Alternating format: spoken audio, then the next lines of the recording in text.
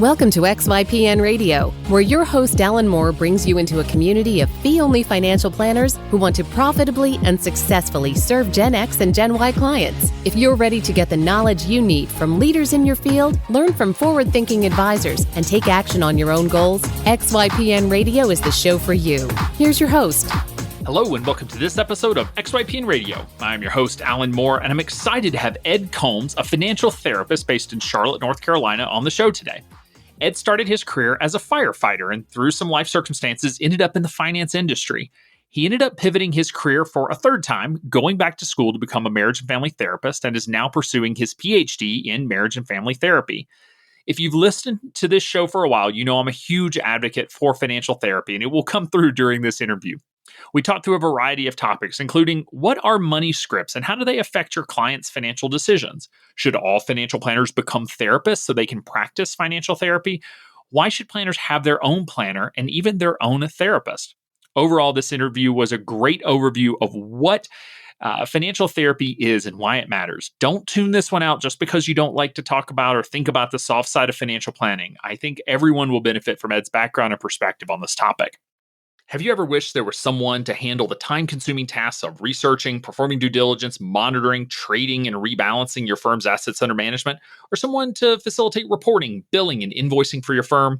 XY Investment Solutions, powered by XY Planning Network, handles all of that and more, leaving you free to focus on what you do best, serving your clients. Learn more about this turnkey asset management platform built for the next generation of financial planners and their clients at xyinvestmentsolutions.com. You can find any of the additional resources that we mentioned during the episode at xyplanningnetwork.com/217. Also, be sure to go to xyplanningnetwork.com/VIP to join our private group just for XYPN Radio listeners. It's the community of advisors we've all been looking for that's there to provide support when we need it the most. Best of all, it's free. I encourage you to check it out. Again, that's xyplanningnetwork.com/VIP. Without further ado, here's my interview with Ed. Hey, Ed, welcome to the show, man. Thanks so much for coming on. Thanks, Alan. Appreciate you having me. So today's going to be a little bit different of an episode because you are not a financial planner. So give listeners just a quick overview of who you are and sort of what you do, and then we're going to dive right into it. Sure. Yeah, well, I'm Ed Coambs. I live in Charlotte, North Carolina with my family and 3 young boys. And I work right now as a professional marriage and family therapist. Before I became a marriage and family therapist, though, I did train and earn my MBA and certified financial planner designation. And I know we'll have a chance to talk about this on this interview, but how I made the switch from financial planning to therapy. Yeah, I guess that's fair. I shouldn't have said you were not a financial planner. You're just not currently practicing as a financial planner right now is a good distinction. So yeah, talk to me a little bit about sort of your career path and we'll just lead up to how you became a financial therapist. So it sounds like you started out on the financial planner track, if you will. Yeah, so I think even kind of before that, and I don't know how true this is for other planners in your community, but I found planning as kind of a financial planning as a second career. I started my professional life as a firefighter. And, during that time, it was an interesting place to learn about people and money, right? Because you're sitting around the fire station and listening to the guys talk about stories and what are the things that are coming up in their life. And, kind of classically, it was something to do with the wife and something to do with money. And I thought, well, that's interesting because, in my own family, money seemed to be a point of contention between my folks too. And it was something I didn't quite understand my mom's frustrations with my dad and the way that he was using money and interacting with it. And so, with that backdrop, I really thought, well, if I can just learn about how money works, my problems will be solved. So your community will certainly appreciate. We had a 403B representative that came to the fire station and tried to help us save extra money, even though we had our pensions. And I certainly thought at that time, well, if I just have more money saved, I'll be in good shape. So, I was doing the 403B thing and reading a lot of personal finance books. And admittedly, I was knee deep in Dave Ramsey kind of world and, 20 something and trying to figure it out. And that was great until I got married and realized I had to up my game because my wife was in dental school. And when she started telling me about kind of what life would look like if we got married and the income, I realized, man, there's a lot more to this whole personal finance thing than just paying off some debt with a debt snowball. I left ultimately the field of firefighting for a number of different reasons, but one of them was just kind of ready for a new transition. And that's my overall positive experience with the 403B salesman, reading personal finance, liking the idea of working with people and helping them around money, all seemed to make a lot of sense to me. Admittedly, there was also, and I'm sure, I love talking to the financial planning community because they know kind of the drill, the pathway, the typical pathway, right, is the promise of making huge money as a financial planner too, and selling products that had huge commissions. And that was really attractive at one level until I realized I didn't really understand how the products worked or that they seemed to work in the client's best interest. And that kind of, ran over actually me being able to do anything. And so because you didn't feel comfortable trying to have those conversations when you didn't understand it. Because a lot of folks are comfortable having a conversation if they don't fully understand the product that they're selling. Yes, that's right. Yeah, I couldn't do it in good faith because, I had read enough personal finance books that, selling whole life insurance just didn't seem to make a whole lot of sense to me. And, I now have the good fortune of going through a lot of professional training in my life, but even as a firefighter, I spent a whole semester, 5 days a week, going to the fire academy and learning all kinds of things about how to be a firefighter. To become a financial planner and to sit in front of a client at that point with one of these firms was a 1-week sales training crash course, and make sure you have your series 6. Well, I overshot and went for the series 7 because apparently that's the type of person I am.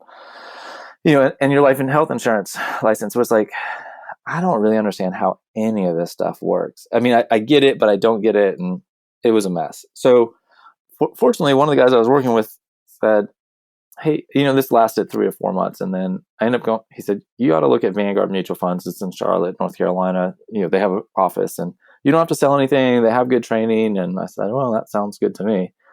Now, I kind of laughed because at that point in my life, I had never heard of Vanguard Mutual Funds.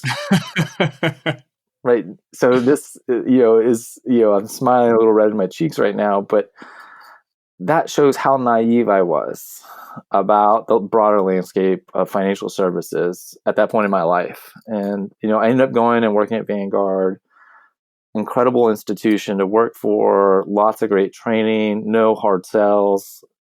All of that was a great fit. But having come out of a career as a firefighter where I was used to running into burning buildings, and I was now sitting in a call center talking to clients in a very calm and safe environment, just was tough for me, Yeah, that's a heck of a transition. But I will add that, not knowing about Vanguard, it still surprises me, but it's just a reality that a lot of folks coming out of the other side of the industry have never heard of fee only. They don't know what the CFP is. They don't know what Vanguard is. I mean, that's very typical, I'll say, background. And so a lot of listeners probably listening in now are thinking yep, there's a time where, I discovered the CFP and I'm like, oh, now I get it, because it's not really talked about on, in those communities.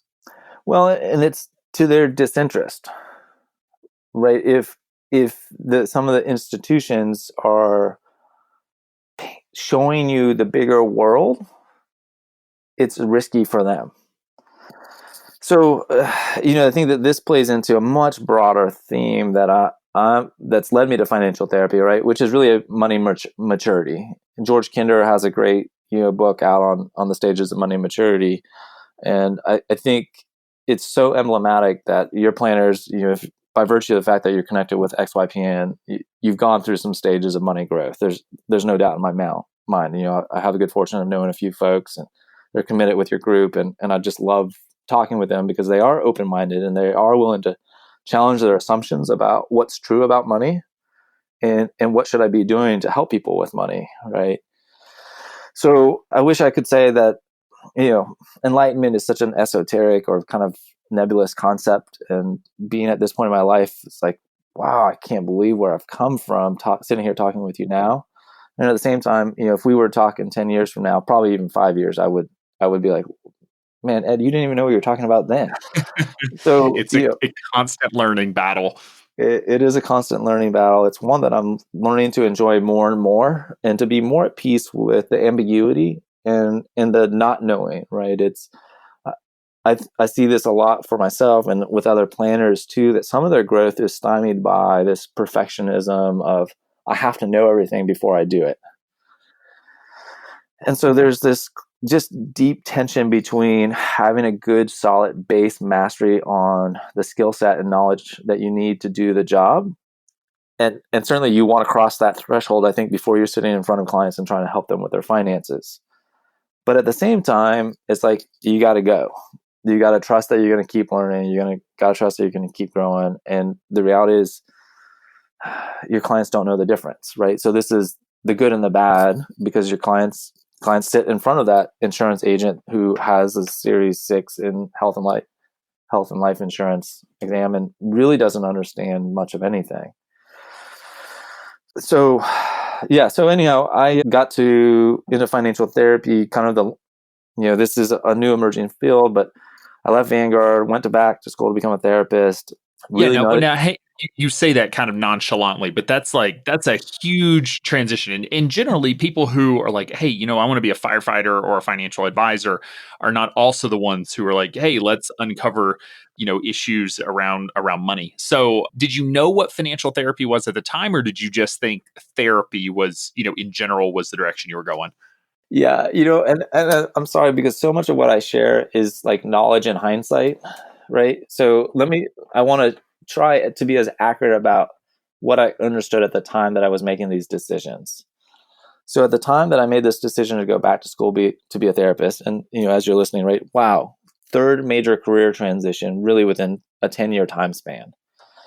And you are right that that's not common for people to make those kind of radical shifts. At that point of making the decision to go back to school, there's several forces playing. One, I was kind of deep in the Christian world for myself and wanting to serve God, and had been on mission trips and watched my wife use her dental skills to help other people. And I was like, well, that's great, but I'm a business guy and financial planner. What am I supposed to do? And you're trying to help people, and I actually had a chance to do microfinance, which some of your community may be familiar with, Kiva and the microloans. I did a 3-month fellowship in the Philippines, and that was incredible, right? Here you leave the States and you go, and I'm in the Philippines, and you're looking at these farmers doing these tiny little businesses and the lending groups, and sorry to jump here a little bit all over the place, but what I'm really coming to see at this point in my journey is, I've just been deeply fascinated by people's personal relationship with money for my whole life, right? In the way that I've used it, or what it's meant, is continuing to grow and mature. But coming out of some of those experiences, I thought, well, therapists know how to help people. I don't really know how they help people. I haven't had a lot of direct experience with counselors or therapists in my life. It's not like I had been to one and been like, oh, they changed my life, or they were so helpful. I mean, I had gone to a counselor in the past, and this is actually maybe a telling story, but as a firefighter, I lost one of my closest friends from the fire academy to suicide, and it was a devastating experience. And one of the guys said, well, you should call EAP, employee assistance, and go see this counselor. And I was like, okay. And so I went for 2 or 3 sessions, and probably in the first session, she said, well, tell me a little bit more about your family. And at that point, I was just like, what's my family have to do with anything? And, and it's now, and with a lot of maturity and perspective in education, I understand the basis of some of those questions. But that's, I think, really emblematic of why I needed to go into a therapy education program, and why people end up coming into therapy, right? Is that you have these set of experiences in life that kind of pass you by, and sometimes the meaning is lost on you at the time that it happens, but you get to some future point where there's enough of those experiences that don't make sense anymore. And it's like, what's going on here? What's happening in life? And so for me, going back to become a therapist after having been a firefighter, I started being a firefighter in July of 2001, watched 9/11 unfold 2 months later. Now, did I ever directly go to ground zero? No. But did the experience of 9/11 profoundly impact my understanding of what it meant to be a firefighter? Absolutely. And, the intervening experiences and the things that you see as a firefighter had a profound impact on me that I hadn't yet been able to address. So you're at Vanguard, you sort of discover this path for yourself and start on the path. So where did you enroll in a local marriage and family therapy university? I did. So I had a colleague that I knew there at Vanguard that said, I'm going back to be a therapist. And I said, oh, well, tell me a little bit more about the career. What do they do? Where are you going to school? And she said, well, I'm going to Gordon Conwell Theological Seminary. I was like, okay, what's that? I didn't know what a seminary was at that point, really.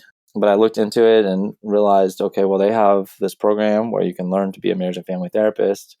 And you get, and this is just my own naivete, and ask questions about God. I mean, okay, well, that for me made sense because I had grown up in a liberal Christian environment and then had been living in the American South in Houston, Texas, and experienced a very different version of God. And so, I've got spiritual questions that are big and looming in my head now. I'm married. I'm in my late 20s. As you mature, those questions become more prevalent. And so landing in the seminary and being able to get the training in psychology and counseling practices and the space to really understand theology and how do people interpret the Bible and all of that, just, I can now say, fortunately on the backside, was an incredible gift. But it was immensely disruptive for many years because it just was this downward spiral or dark spiral of questions. Well, this question leads to this question, leads to this question. Well, what about this? And a lot to sort out. It sounds like a lot of self-discovery through this whole process. Yes, I think it's absolutely necessary for people that choose to be therapists, that if they don't go on a very deep self-discovery process, their ability to sit with clients and to help their clients. I mean, ultimately, a big part of what you're doing right in therapy is a process of self-discovery. No matter what the presenting issue is, there are things that you have to learn about yourself in therapy that can be difficult to sit with. And so if you're not comfortable sitting with things that have happened in your own life, it is very easy to become uncomfortable sitting with other people as they try to talk about things that have happened in their life. And so, yeah, I remember my first mentor, Rick.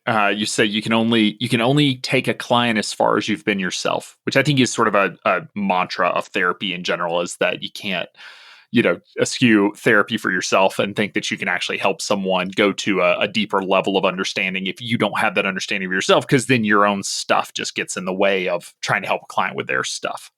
yeah, and that stuff is. It's so funny. I'm glad you said it because it reminds me of one of my favorite stories about going into graduate counseling training program. And they said, at the interview process, well, we expect all of our clients or all of our students will go to 20 sessions of personal counseling. Now, I didn't say this out loud. This was my inside voice, right? But I thought, for what? Why am I going to counseling? I'm here to help other people. And I think that this is a theme that I see somewhat frequently in the financial planning community as well, is, planners get stuck in a lot of the same traps of like, I'm here to help other people. I'm the expert. I'm the one that's supposed to save the day, have the right answers, come up with a miracle solution. And all of that is dangerous for the planner and dangerous for the client in the long run. So what was the process then to sort of discovering sort of the financial therapy side? Because obviously you come from the financial background, you discover therapy and the benefits, and you start going down that path. But then financial therapy, very specific niche, and sort of understanding what your path there to really understanding what that is. Yeah. So that's, I as I was going through the graduate training, I certainly had in mind, like, well, how do I apply what I'm learning to help people with their money? And as I would bring this up with my professors, it kind of would be poo-pooed, right? It's like, that's not that important, or that's not what we're doing. When I went through clinical training and so I had a very dual experience. I had one supervisor who didn't want to talk to me about it at all. Had another supervisor who was so supportive and said, you keep exploring, you keep figuring out, I'm here to support you. And it was a wonderful gift. But through the graduate program, the words financial therapy, I don't think had come together for me yet.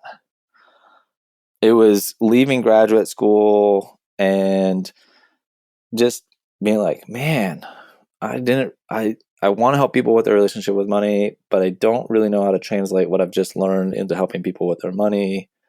What am I going to do? And so that started the next search process. And Olivia Mellon is a name that some of your folks may know. The Clonces, Rick Kaler, you've talked about, I came across, George Kinder. So I started bumping into some of those names and reading their stuff. And then I don't know how I found the Financial Therapy Association, but within 2 or 3 months of graduation, being out there trying to figure it out, they had a conference in Nashville, and I was like, I'm going. And I went to Nashville, Tennessee, and met the Financial Therapy Association and was just blown away. Rick Kaler was there, John Grable was there. And, it was an interesting time because I think now, Alan, I'm remembering the time of how we met. I went to Nashville, Tennessee, did the Financial Therapy Association, then came to Charlotte. 2 weeks later, and I lived in Charlotte. NAPFA was in Charlotte, and you were presenting for XYPN on a panel discussion. And I saw you present, and I was like, well, that's pretty cool. I like what that's about. And I don't know that we actually interacted there, but I got talking to John Grable, and I don't know if your listeners know, but John Grable was one of the founding board of directors for the Financial Therapy Association at Kansas State, along with Christy Archuleta and Dr. Sonia Britt, Dr. Luter now. And I sat down with John Grable there at NAPFA Charlotte, probably 3 years ago. And I was telling him about who I am and where I'm at and where I'm trying to go. And he said, you're the future of this industry of financial therapy. You need to get your PhD. It was like the ton of bricks hit. Like, I knew it was truth. I knew it was the validation that I needed, So, I continued. I quickly got involved with the Financial Therapy Association on the board and just was reading as much as I could and trying to apply it in my practice. And, here I am now at Kansas State. I'm 2 years out from finishing the PhD. Have grown a lot as a professional therapist. I've had the chance to do other advanced trainings in a model called EMDR, eye movement desensitization and reprocessing, which is for trauma-based care. And the short essence of that, Alan, is when we go through a trauma, we'll develop a negative core belief about ourselves. Like, I'm not smart enough, I'm not lovable, I'm not good enough, I'm not safe. And then that negative core belief is what's driving the old painful memories.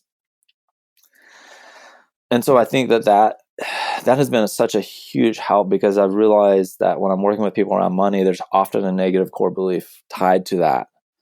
And it's usually not just one experience with money, but a constellation of experiences with money that have left you with this negative core belief about what you're doing with money.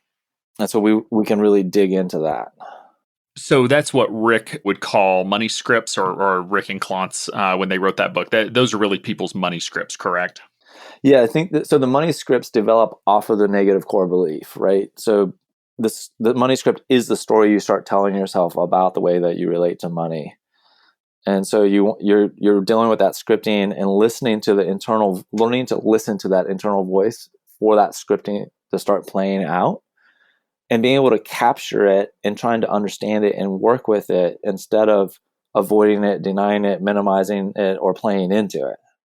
Yeah, I love this tool. You may not be able to take you may or may not choose to take clients all the way through it, but the concept of money scripts for me was really eye-opening in understanding where people were coming from and just, again, those underlying beliefs. So just, I guess, an example of a money script, is someone is poor because they didn't work hard. Okay, that is the money script. The flip side of that money script is actually someone is poor because someone took advantage of them, and they were taking advantage of. It's not their fault.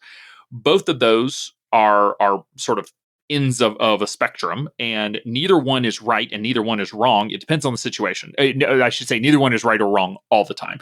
The truth is they are poor financially because of various situations that have happened in their life, either their choice or someone else's, and so you can't know that, right? And that it doesn't come across like, oh, does it really matter what I believe there? But that underlying belief then really drives a lot of decisions or beliefs that you have. If you always believe someone is poor because they didn't work hard enough, well, the way you approach situations with poverty and that sort of thing are going to be very different than if you believe it's because, rich people are taking advantage of them. And so that, again, that maybe not the best example, but that's one example of, I think they used to say that everyone had between 200 and 400 money scripts that were sort of driving the beliefs that they had, and they do have a profound impact on the way that we approach our money.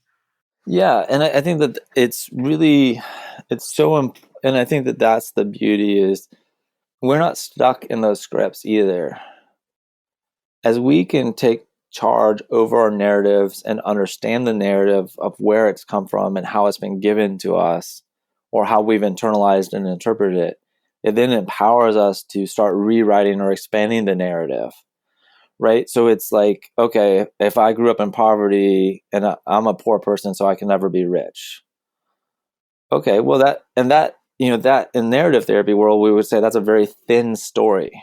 But so what we do is then we try to thicken that story and to say, well, there's a lot more that was probably going on there, right?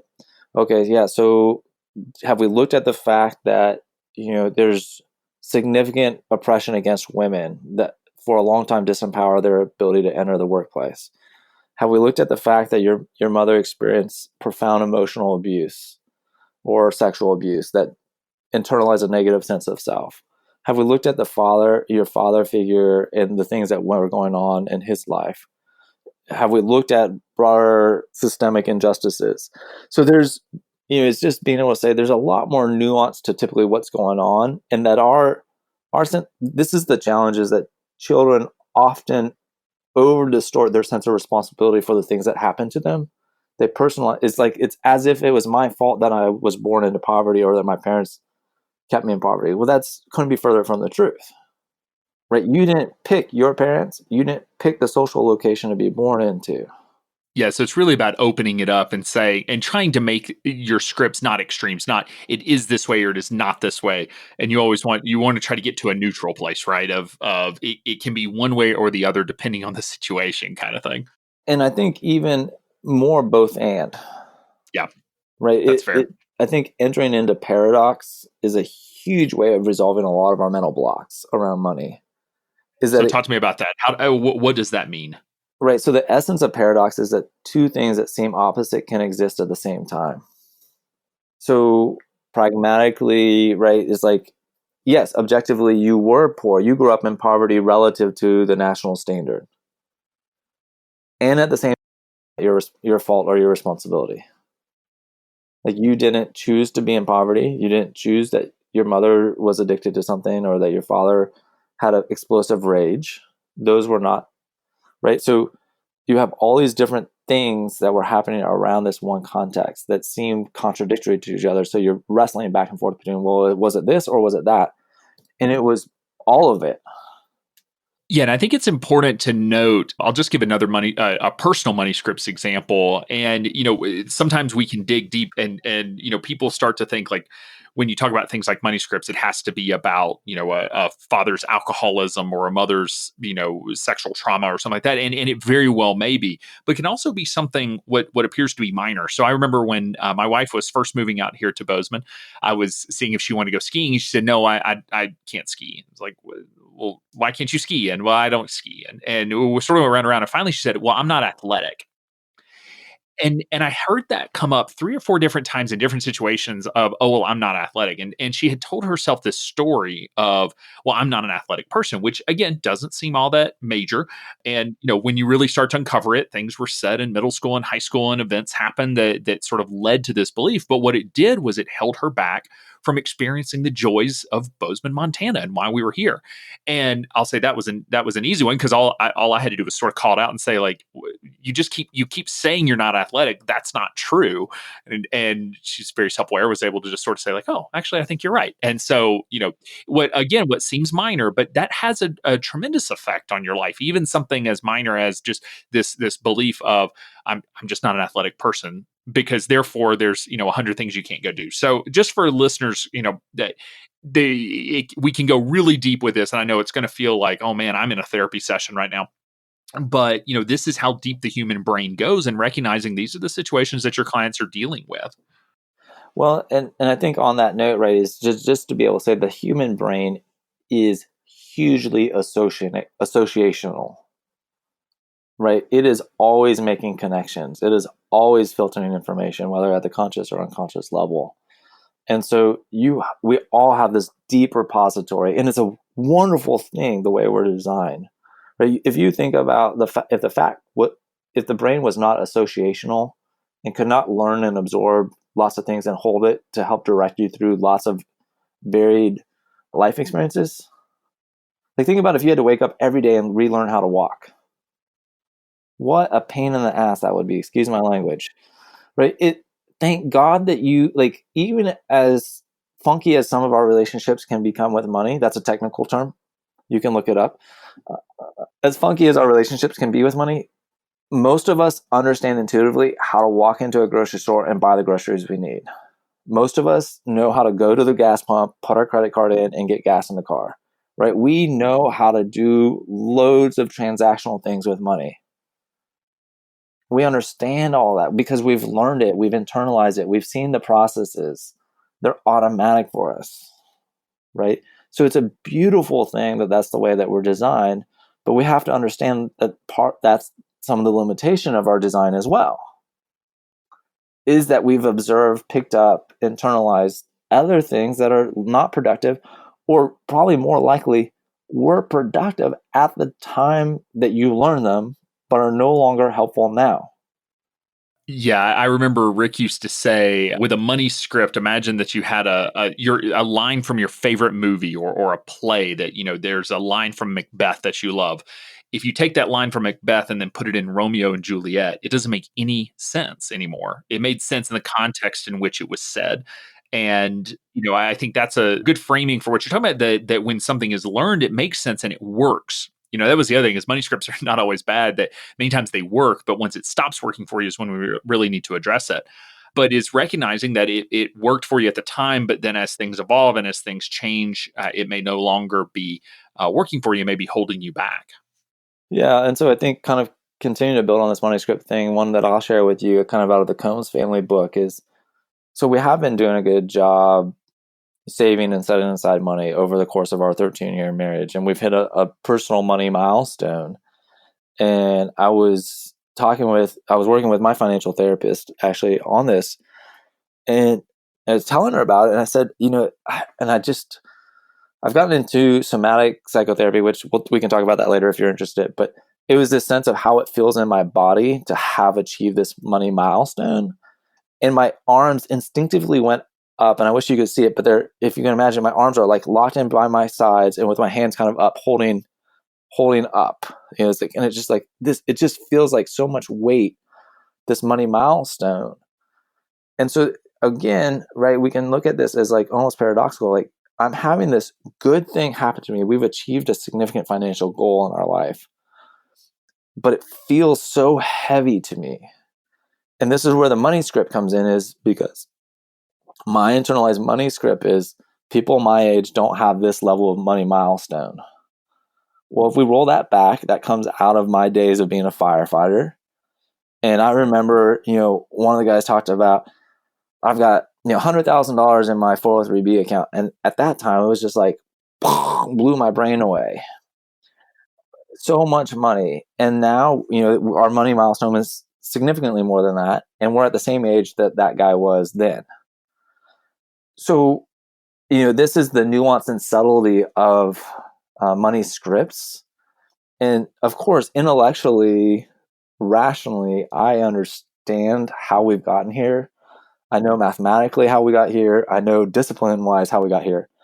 But it's dealing with that part of myself that is connected to my blue-collar roots, that says, having a lot of money is a bad thing, that you cheated somebody out of something, or that you're not working hard enough. And so that's, I think, a big thing, is that when we also understand that every social class position has a repository of beliefs about what it means to be a good financial person.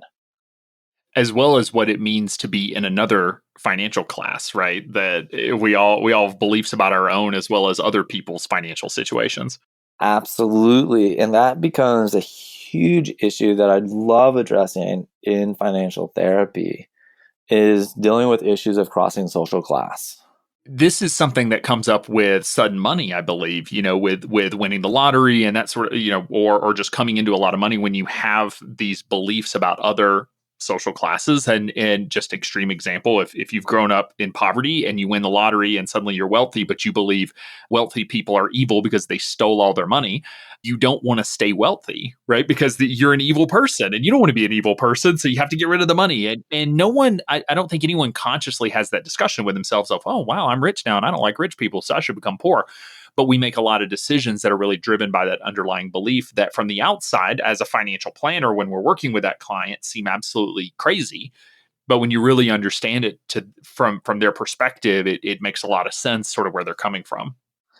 Yeah, and I think that building on that example, one that would be more relevant to a lot of your audience members is the business owner buyout, right? Is a liquidity event. It's a sudden influx and change in the way that their capital is structured. And so you have to be able to help them deal with the way that that capital is structured now psychologically and its availability, right? If you have a lot of your wealth tied up in a business and then it becomes liquefied, what does that mean? Well, as a financial planner, you're like, tax this, investment that, insurance this, no problem. Got it. Done. Here's what we're going to do. Here's what you should do. But from a psychological perspective, it can be experienced very differently. So what is a financial planner supposed to do when, we all went through financial planning school? We know the dollars and cents and we'll say the science of financial planning. We know exactly what someone needs to do in order to be able to achieve their stated goals. So, and I say stated because their stated goals and their actual goals may not always be aligned. I would say more often than not, they're not. But, we run into these situations where clients aren't doing what we ask them to do. And the typical response is, well, if my client doesn't do what I tell them to do, I fire them, because that's what we do is we just get rid of the client, which just so makes shaming. I'm jumping out of my skin. I love that you're naming this because it makes me so effing crazy. Like you could not, in therapy world, that would be so unethical. Sorry. Tell me about no, I love it because this is a huge soapbox for me. So tell me, why is that unethical in therapy world? Well, okay. So in therapy world, people are coming to us explicitly because they're in distress, right? They are coming to us because they have some point of pain or multiple points of pain in our life. And if they came in and they start telling us about that, and then we said, whoa, too much for me, I can't handle that, you got to leave. That's your problem. That would be so psychologically devastating for them. And now that might seem hard to imagine for people who have never suffered from significant mental distress. What do you mean? If someone told me that, I'd be fine. I'd go on with it. But for people that are sincerely experiencing or in the midst of psychological distress, to tell them to go away, especially without giving them any other place to go or hope that somebody else would be more skilled at working with them, would be another psychological injury. So what we're seeing here is when clients are in the financial planning process, and I think if you're doing the financial planning process well, you are going to create psychological distress. You are going to create environments in which people's lives are changing financially. And I don't think that most people can navigate all of those changes successfully, right? So something that I have been playing with, right, building on this money narrative thing, we've been working with financial planners. We've been doing the plan. We've been setting our money milestones and goals, and it's like, yippee, we hit this huge one. Is my financial, and I said, hey, we hit the money goal. And they're like, yep, okay. And here's what we need to do. And it's like, I'm overwhelmed by this idea that we have this much money.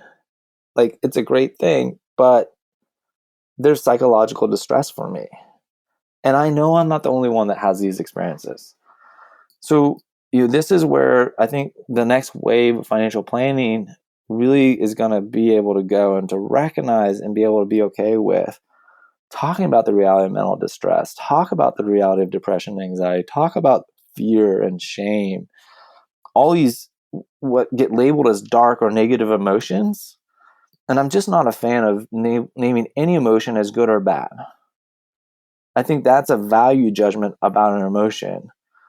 When we really look at emotions, every emotion has a purpose, and every emotion is good when understood in appropriate context. So, no, do I want people walking around being angry or anxious or full of shame? No, of course not. I want people walking around feeling safe and secure, full of joy and happy. That would be great. But that's not the human experience. We have the full emotional smorgasbord, full emotional palette, if you will. So I hope I'm not going too much on a diatribe here about this, but and not to shame any of the financial planners, because I don't think it's their fault either. Yeah, I think it's how we were trained, it's how you were trained. Go ahead. Yeah, I mean, and that's what we know. It's what we've witnessed. I mean, and some of your learning, which I think is important to call out here, is that some of the learning that you've had of understanding what clients are experiencing is because you are a client. And this comes back to planners having a planner and going through the planning process, because that's when you get to experience shame. It's when you get to experience the fear of exposing your financial life to someone else, of exposing the decisions that you've made, how you value your money and how you value your life and where you spend your money. All these things that we take for granted as planners because we have these conversations every day. Conversations about money are easy as long as we're not talking about my money. I'll talk about your money all day. I got a huge toolbox of things that we can do. So it's just one of those. I think a good reiteration of a planner having a planner, and the reason that it matters to be able to experience that from the client's perspective. Yeah, and I think it is that also continuing to expand the planner's consciousness, right? Because look, what I can sit in front of and tolerate in my therapy office now and what I could do last year are completely different. What I could do 4 years ago, completely different. Being able to sit in front of someone as they talk about their sexual abuse history has been an acquired skill. And I think that the reality is that people know intuitively how far you can go. And so they're only going to share things that they feel comfortable or have some understanding that they think you can tolerate hearing it from them. To a T, every client that walks in your door has some painful part of their past. How many of them have disclosed any of that to you? How many clients have been able to talk about painful things in their past that are impacting them today? Right? Financial planning is so heavily biased to the positive that we miss the reality or deny the dignity of understanding that people have complex lives where a multitude of realities are existing simultaneously often. Right? People can be living with complex trauma and the pain of that while also enjoying walking their dog and going to work and saving money for their retirement. Right? Those things are not mutually exclusive. But we can get stuck in another false binary where we think it's all this or it's all that. And that's just not the case. So I know what planners are thinking because I've had many of these conversations with planners where they say, "Well, I'm not a therapist. I don't want to deal with this emotional stuff. Like, just there's 100 clients out there that will just pay me to not have to do these things." But in the end, we're all. I mean, even the most psychologically sound client that comes to you one day in a year or two or three, something's going to come up. In the end, money is emotional; they cannot be separated. So, what can an advisor do? I guess let's just start by saying, like, what are some of the things that advisors can become aware of?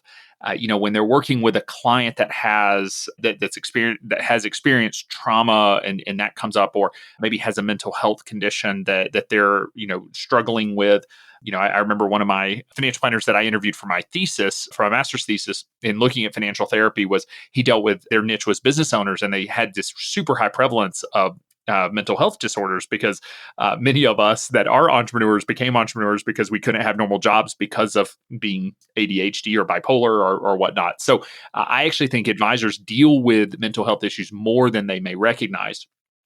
So a little bit of a tangent, but what do you do as an advisor? What do you recommend for advisors that see these situations, or maybe that are these situations are happening that they're not even aware of? Sort of how do you get your arms around that as as a non therapy professional? Yeah. So I think that the dictum that's coming to my mind is healer heal thyself. Right. So there is this difficult challenge here that I'm putting in front of financial planners, and I think you're helping usher them towards, is to say, you're likely, if part of that resistance to looking at other people's emotional world is their own discomfort with their own internal emotional world, or even the recognition that they have an emotional world. Right. So there's a segment of financial planners that are high analytics. They love the data of financial planning. They love the numbers and the analysis of the money. But the human relationship side is secondary for them. So that becomes something that they have to continue to work on their own self-awareness. And if that's who they are and that's how they want to stay, I respect that. But for them to not recognize that their clients may have other needs beyond what they're able to offer is a whole nother question. Right. So it's not about having to be a therapist to your financial planning clients as much as it is being able to recognize that your financial planning clients may need psychological support, and that you can offer that or position it in a way that's honoring and respectful of the client and gives them the full dignity of making decisions about whether that's something that would be helpful or not. So how do you recommend that an advisor do that? So we sort of have two paths. We have the path of, I want to learn this, and we can talk about that here in a second, where I want to go deep on this. This sounds really intriguing and important. Then you have the like, no way, no how, but I do want to help my clients. So for the folks who just say like, I don't believe this is true, just tune out. So for the folks who recognize like this is a reality, but they don't want to have to go here, is it referring to a financial therapist? Because I feel like there's only like 12 of you out there. Is it, that I need to hire a therapist on staff? Like, what can I actually do that's meaningful? Yeah. So I think that we don't have to make it complicated. Right. I coach planners on this all the time. And I say, look, in your engagement process, when you start working with a client, do you say, I am, whatever your metaphor is, quarterback is a common one, female therapist, forgive me. I'm going to serve as a central role in your financial planning process, but I don't know everything, right? So I have an accountant or accountants I like to refer to. I have an estate planning attorney that I like to work with. I have an insurance agent that I like to work with, right? That's pretty common for most planners to have something of that in their starting process. So what I encourage planners to do, of wherever you are on the continuum, is to say, and this might be the stretch because they may not, but is to say, at times I have seen this planning process become stressful and create anxiety for clients, where getting some counseling may be helpful. And so if that's something that comes up, I hope that you can to tell me that it's becoming stressful and you might want some extra help, or that I might be able to mention that it seems like this is getting to be more than beyond about financial planning and about something that's going on for you internally or relationally. And I want to support you the best that I can, right? And so I think you have to look at your context. What part of the country are you in? How normalized is therapy in your community or your group of people that you work with? But I think part of the challenge here, or my challenge to the planners in this camp, is to say, there's a good chance that the number of people that are receiving your financial planning services that have had contact with counseling services is higher than you imagine. So this then would deepen this even a little bit deepen this further. I don't know that many financial planners ask about, who's on your team who's on your advisory team, right? So it's sometimes planners are saying, well, I have my suite of professionals, but they're also probably saying, well, who are your professionals? Who else do you work with? And you might say, who's your family doctor? Do we need to think about medical conditions as a part of your financial planning process?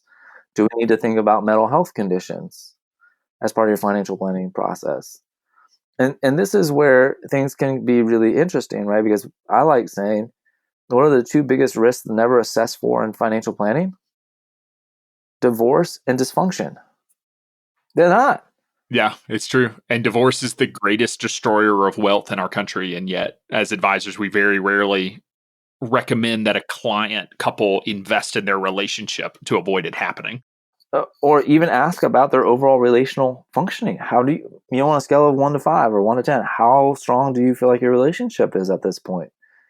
And if they're scoring, 5, you say, okay, well, tell me a little bit more about that. Are you getting any help for that? Is that something you would like to work on? Is that something that's concerning for you? I think there's also a very natural point of entry here to say, this is the family therapist in me. And so this might be trending more towards those planners that want to be therapeutic or have some therapeutic insight. Again, getting to know your clients. How well do we know our clients? What does it mean to know your client? Right? That's a dictum in financial planning, is to know your client. Well, what does that mean? How deep what qualifies? But if you did a simple, and this is therapy world, so take it for what it is, but if you did a simple family money tree with your clients in the onboarding process, and you said, okay, we're going to draw a family tree. I want to put your mom and your dad and these step parents, right? Let's name it. Most everybody has a step parent. Within a family tree, there's going to be a step parent somewhere, right? I have yet to meet a family where there's not at least one step parent somewhere in a family tree. So can we be adults here and just acknowledge blended families are real? Let's talk about that.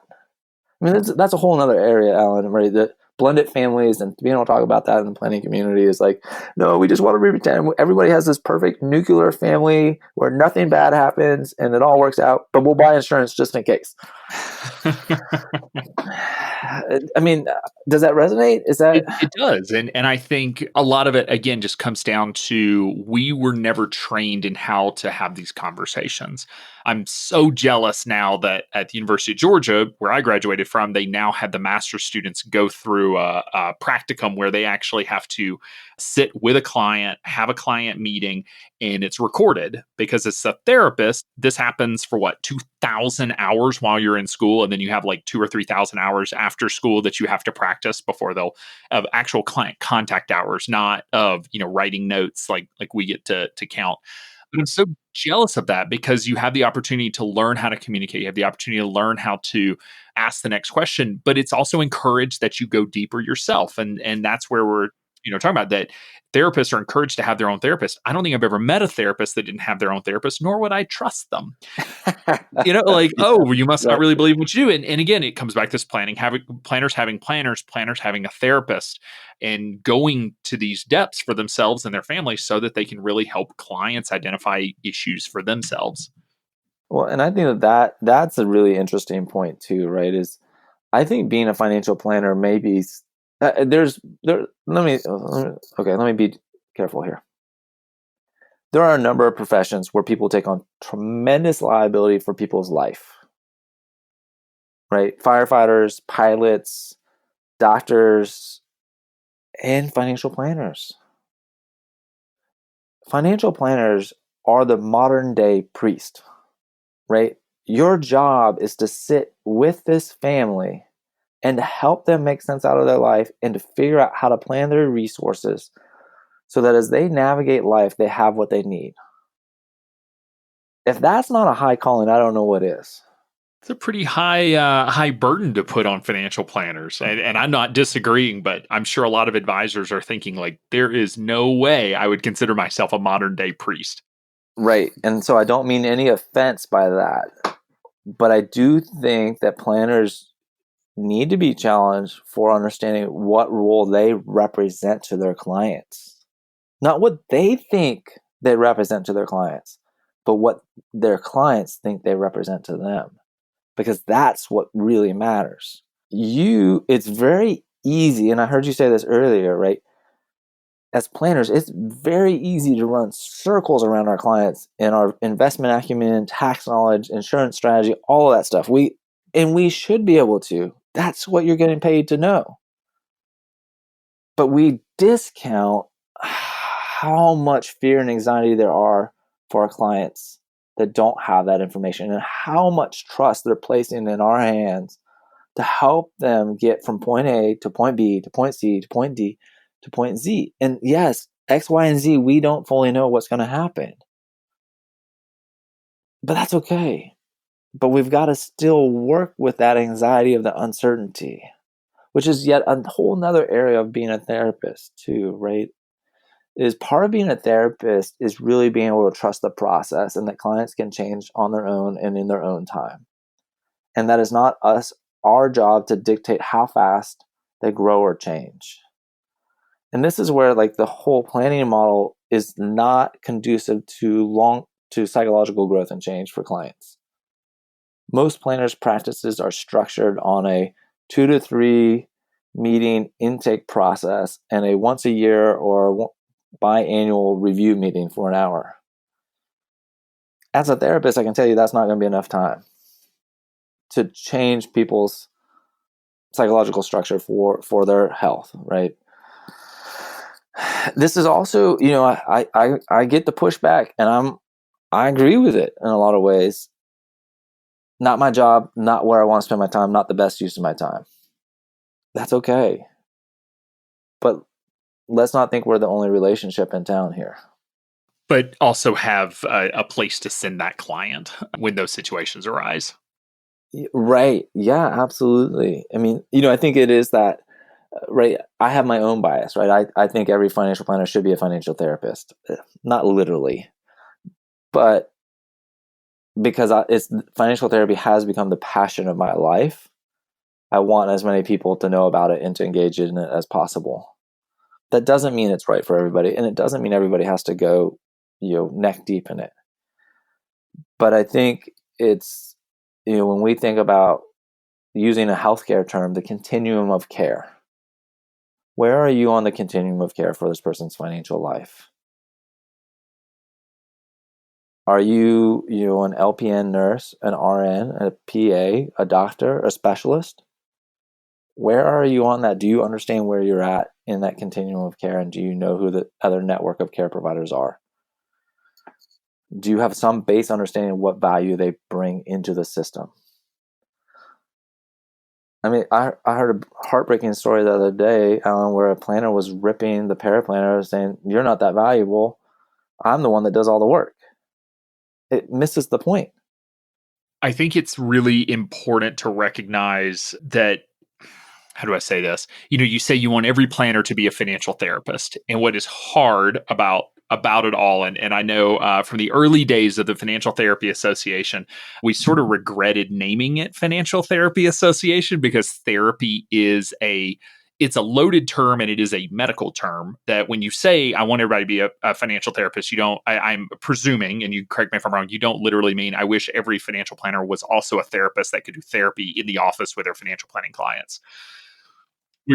So define what you mean when you say, I wish every advisor could be a financial therapist. Do you really mean like, I wish they would all go through Kinder's course or Mitch Anthony or and really do life planning, or is it something else? Like, what do you mean by that?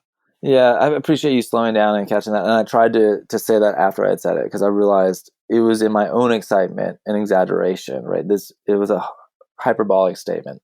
I don't literally think everyone needs to be a financial therapist.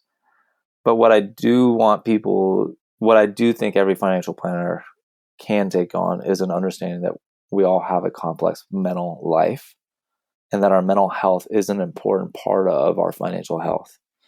And just having that base awareness and sensitivity to the fact that we are living out of our minds, like out of what our minds are constructing, and that quality of life that the mind gives us is so important.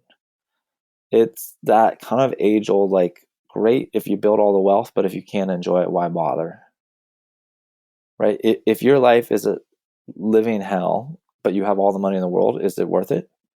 And that's a philosophical question, of course, and not one that every financial planner wants to address. But I think it's something that and that's why I use that modern day priest analogy, right? It's to be provocative intentionally, but it's not meant literally. It's not meant that everyone has to go and get a master's degree or a doctorate in therapy.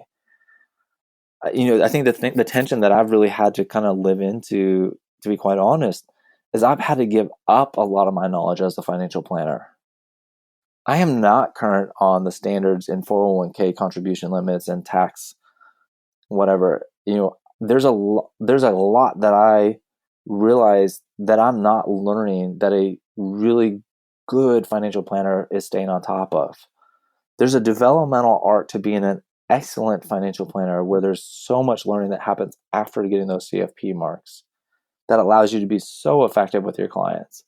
And that's a wonderful gift. And I want planners to be dedicated to that work.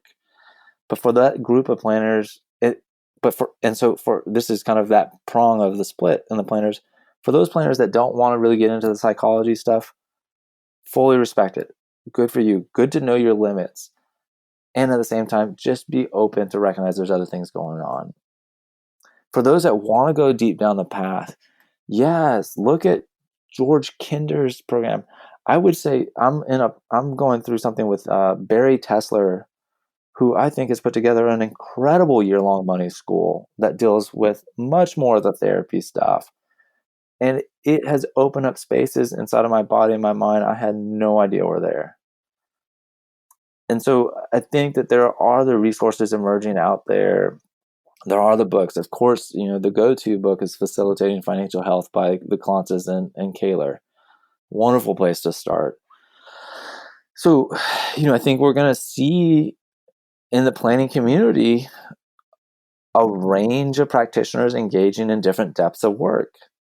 And that's okay because, I think this is also some of my own stuff too, Alan, is not every client's going to want to go there. Oh, that is the truth too. I experienced that working at Rick's, where we had some clients that were just like, "Nope, do not ask me that question." Yeah, and you know what?